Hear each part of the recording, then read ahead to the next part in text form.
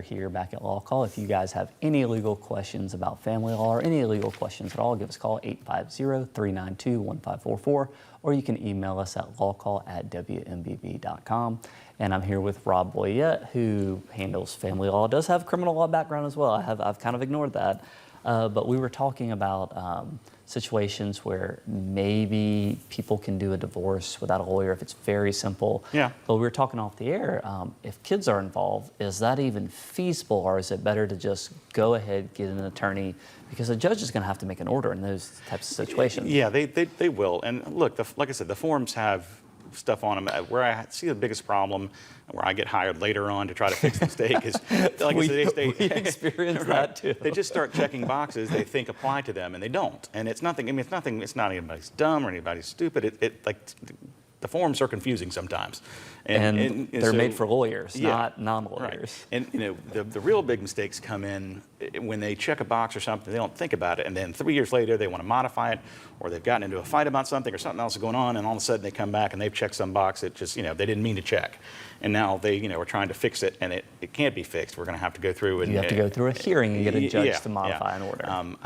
I would suggest go get a lawyer, especially if kids are involved, because you just want to make sure you get it right. If you've got little ones, all the way up to teenagers, you just don't want to fight about it later if you can avoid it. But it also establishes all rights, not just child sharing, who's paying for health insurance, what alimony is, what child support is, who gets who on holidays and things like that, where you hope, parents can work it out, but in that emotional setting, especially on the onset, it feels like cooler heads probably don't prevail. Well, that's true. And everybody's required to go to mediation, and this is where we go to mediation. The first thing you knock out is usually the child custody issue, and you go through that and you think, okay, well, we're done. Well, no, you got to talk about who's going to get the school designation. That one's a big fight usually. I mean, who's to which school they're actually going to. They won't tell you which school it's going to go to, but they designate a parent as that parent's location will be the school designation. So if one parent lives in Petronas School District, another one lives in Parker School District, who's going to get that thing? And of course, it follows the parent when they move. Although really, you're supposed to have parental consent to change schools regardless. So that's one. You got the extracurricular activity. Who's going to do? Who's going to be in charge of those? Who's going to pay? We're going to pay 50-50 for extracurricular activities. Which I have seen cheerleading bills from some of our paralegals or volleyball, and it is staggering. Travel baseball, travel soccer. Yeah, it is staggering. So those are not insignificant things where you're actually working it out beforehand. Yeah, because what ends up happening when you're done is you'll have a parenting plan that the court will okay, and it's got all these things in there.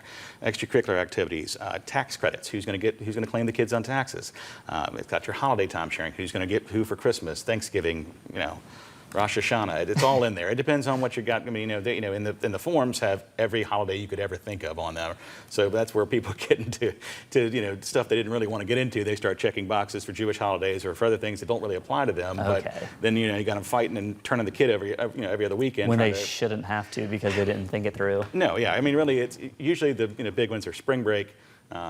Summer break, Christmas break. Yeah, summer break, Thanksgiving break, Christmas break, and and usually it's an either or type of situation. But the holiday schedule takes it says holiday schedule is taken more seriously over the regular time sharing schedule, so it trumps everything else. So but that's something where I don't want to say the parents don't want to see their kids, but like on Christmas morning, you want to be there with your kids. So I understand why a judge orders it, and that feels like harder to work out with a person that you have decided to divorce. So well, it feels like it can be sporty, for lack of a better term, or contentious. And I'll say this, it seems like some of the divorcing clients I have handle that better than just a paternity action, where you have folks who have not really been together that long. At least the divorcing people sometimes usually realize they used to love this person. They used to, we can do that. But and then you get into the nuances of Christmas, like, well, if you have a parent whose whole family's here, they always want to see their child Christmas Day, or they want to split the holiday on Christmas Eve and Christmas Day. But if you have a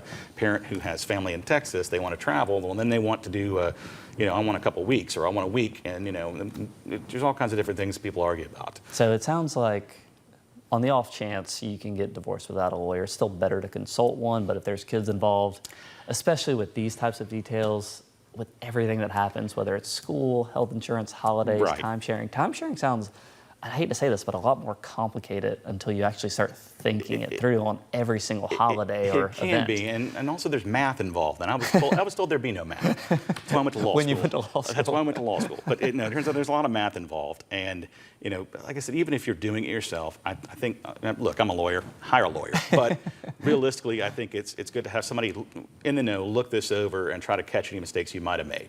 You could be the smartest person in the world, and it's easy to make a mistake on these forms. On something you don't handle all the time. Yeah. And I think the other thing I see most common, and this is probably what my clients actually ask me most common, is they have child support. They pay every 2 weeks or every month, whatever it is. And then some event happens and they are earning less. Or their spouse, their ex-spouse is now earning significantly more. Right. And they say, hey, we need to change this. Yeah. But it doesn't actually just change. No. You have to go through a process. Yes, you have to go through the process, and what it So is, it's called a supplemental. What is the process? Yeah, it is a supplemental petition to modify, and you can do this with a parenting plan. You can modify time sharing. You could do this with alimony. You can modify alimony. You could do this with child support. You can modify child support. The child support one is to do a modification. There has to be a substantial change of circumstances, and the bar on this is set by promoted, fired, something crazy. Well, yeah, and I mean for child support, yes, and child support's triggered by numbers. If there's a $50 difference in your child support or a 15% increase or decrease, that gets you over the first hump of substantial change of circumstances. A little bit different with time sharing, with alimony, and other things of that nature. But if you lose your job and you didn't go out and get yourself fired on purpose or something like that, because they have what they call voluntary underemployment or voluntarily not working. I've heard that term. Yeah. So if that happens and you want to get something filed quickly, because they're allowed to go back to the date of filing and say, hey, and also keeps you in check if they're going to file a contempt on you for not paying your child support. In other words, if you just can't make it, if you can't make rent, you can't make child support, and that stops it. If you get this filed, it at least can sort of protect you if you can prove that this is what's going on. So the short version is if you need to modify anything, contact a lawyer because it's not easy.